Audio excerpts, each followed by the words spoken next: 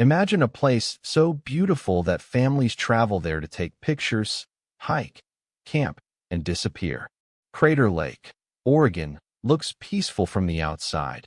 Deep blue water, mountain air, forests stretching for miles. But beneath that beauty sits a dark pattern of vanishings that has troubled investigators for decades. Men, boys, hunters, hikers, campers, and even children have disappeared in and around this region, often under circumstances that seem almost impossible to explain. Some were found miles away from where they were last seen. Some were discovered without shoes, without important clothing, or in places searchers had already checked. Others were never found at all. And when you put these cases together, one question becomes impossible to ignore. Why do so many people vanish around Crater Lake? This chapter begins with the strange history of disappearances in Oregon, especially around Crater Lake National Park and the surrounding wilderness. Unlike some cases where a person is inexperienced or careless, many of the victims here were capable, cautious, and familiar with the outdoors. One of the earliest cases mentioned is B. Bakowski, a young photographer who disappeared in 1911 while attempting to capture winter images of Crater Lake. He was not simply wandering without purpose. He had supplies, a plan, and enough skill to survive for a time in the area. Searchers later found signs that he had made it to his destination. They discovered a tunnel-like shelter in the snow, exposed film, food, and other belongings. But Bakowski himself was gone. His camera cases were found, but not the camera. Some items remained. Yet he had vanished from the area as if he had stepped away and never returned. Even more disturbing, the author points out that Bakowski would likely have been extremely cautious in such dangerous winter terrain. So if he left his shelter, why? And where did he go? Decades later, another case added to the mystery. Celia Barnes, a former Marine, disappeared while hiking near Gold Hill, Oregon. She was small in stature, and the chapter suggests that in some of these cases, physical appearance may have played a role in how the disappearances fit a larger pattern. Then there is Robert Bobo, who vanished in 1998 near Union Creek. He was at a campsite, had firearms and supplies, and had no obvious reason to simply walk away. Law enforcement suggested he may have gone searching for another campsite, but according to the author, that explanation felt weak.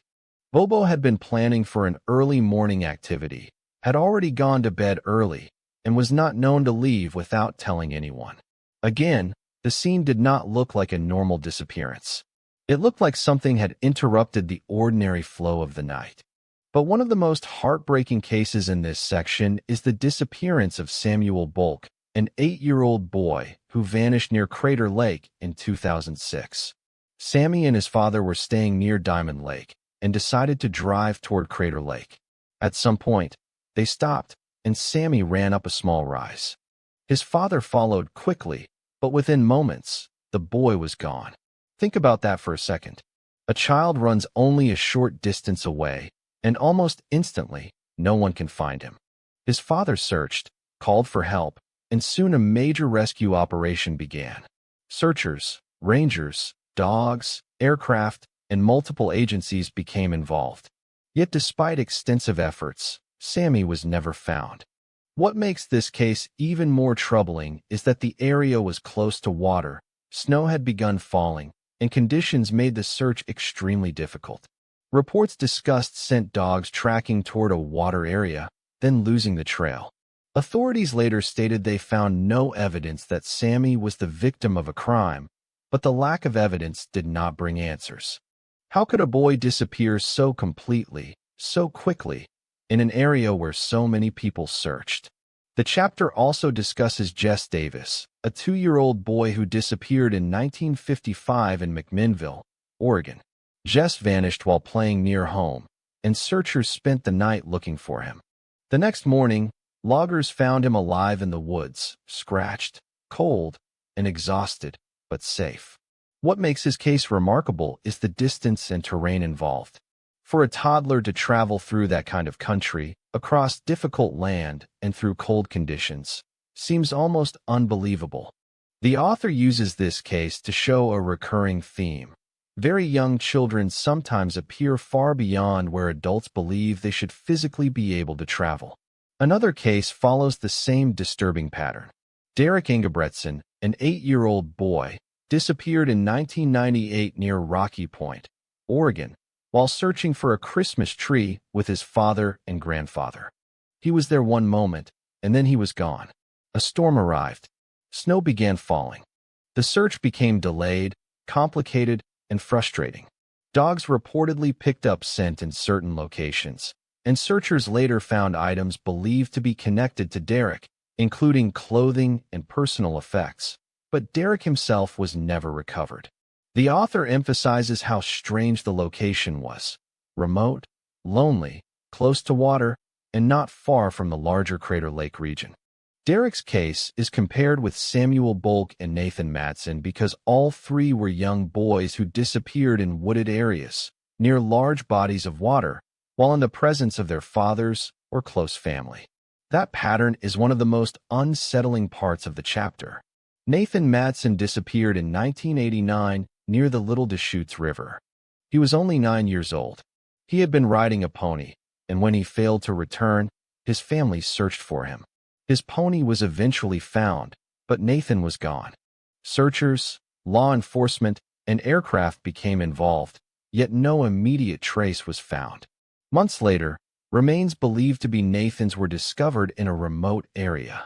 The author questions whether the area had truly been searched before and notes the difficulty in understanding how Nathan could have ended up where he was found. Even the official language around the case seemed uneasy, with investigators reportedly acknowledging the possibility of foul play while still struggling to explain the evidence. This becomes another recurring theme. Official explanations often sound uncertain, incomplete, or carefully worded. Then the chapter moves into one of the most disturbing Crater Lake cases of all: Charles McCullough. Charles was 19 years old when he traveled to Crater Lake in 1975 to photograph the park in winter. He was young, adventurous, and excited to capture the beauty of the area. He spoke to his family before leaving, but after that, communication stopped. His family reported him missing, and the search began. Months later, remains and clothing were found in the Bybee Creek drainage area. But what searchers discovered did not create clarity. It created more questions. Charles's pants were found in an extremely unusual condition, and some bones were recovered while others were missing. His boots were not found. His camera and knife were not found. Certain pieces of clothing were missing. The scene made little sense to those who examined it. One ranger described the condition of the clothing and remains as something he could not easily explain. The official ruling leaned toward natural causes or exposure, but the author challenges that conclusion. If Charles died naturally in the snow, where were his boots? Where was his camera? Why were the remains distributed the way they were? Why were some bones missing and not others? And if animals had scattered the body, why did the clothing not show the kind of damage one might expect? Charles's father strongly believed his son had met with foul play, and after reading the details, it is hard not to understand why. The chapter also includes Betty McCullough, a 10-year-old girl who disappeared in 1941 near Silver Creek Falls State Park. There is little information available about her, but what is known fits the profile the author is building: a child, a park or wilderness setting, and a disappearance with few answers. Edward Nye, 14 years old, disappeared near the Rogue River in 1978 while fishing with a church group. He reportedly walked downstream, leaving behind his fishing gear, and vanished. The author finds this especially strange because rivers usually provide a clear path for people to follow, and yet Edward was never located. Corwin Osborne disappeared in 2001 while hiking in the Three Sisters Wilderness. He was in excellent shape, had food and water, and was expected to meet his father later that day. He never arrived. Wayne Powell disappeared in 1994, and only limited information appears to exist about his case. Daniel Hilke vanished in 1985 near Gold Hill, in a wooded area connected to other strange disappearances, and law enforcement reportedly suspected foul play. Martin Ryan, only 8 years old, disappeared in 1960 during a family picnic at Silver Falls State Park.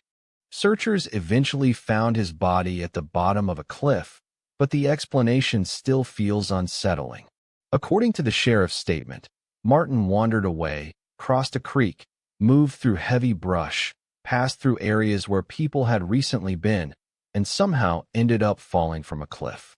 The author questions why a child would take such a path, and why he would panic to the point of moving so far from a safe area. Then there is Roy Stevens, a 48-year-old man who disappeared in 2005 near Waldo Lake. He was a reliable worker and family man, someone who normally returned home and kept his routine. After he vanished, his car was eventually found miles away, and people close to him felt the police response was not strong enough. The search area was remote, cold, and dangerous, but again, no clear explanation emerged. Robert Winters, a 78-year-old retired logger and experienced outdoorsman, disappeared in 1969 near Sparks Lake. He had gone hunting with his sons and failed to return to camp. The weather worsened, snow fell, and searchers later found personal effects and signs connected to him, but not Robert himself. One of the strangest elements in his case involves tracks reportedly seen high above the area, at an elevation that seemed unreasonable for an older man to reach under those conditions. The author strongly questions whether Robert could have climbed that high, especially in snow, without proper reason or support. By the end of the chapter, the pattern becomes deeply uncomfortable. The missing are overwhelmingly male. Several are children. Some vanished near water. Many disappeared in cold weather or sudden storms. Several went missing while close to family, even when a parent or relative was nearby. In some cases, clothing or personal items were found, but the person was not. In others, remains appeared later in areas that raised more questions than answers. And around Crater Lake, the author suggests that these cases are not random isolated events, but part of a larger cluster of wilderness disappearances that deserve more attention than they have received. Maybe every case has a normal explanation. Maybe some were accidents, some were animal encounters, some were exposure, and some were simply tragic mistakes. But when the same strange details repeat again and again, missing shoes, difficult terrain, sudden weather, children found too far away, searchers failing to locate people in areas later connected to them, it becomes harder to dismiss the pattern. Crater Lake may be one of the most beautiful places in America, but according to this chapter, it may also be one of the most unsettling. Because beneath the surface of its forests, cliffs, snow, and deep blue water, there are stories that still have no satisfying ending. And the most disturbing question remains: are these people simply getting lost, or is something happening in these wilderness areas that we still do not understand?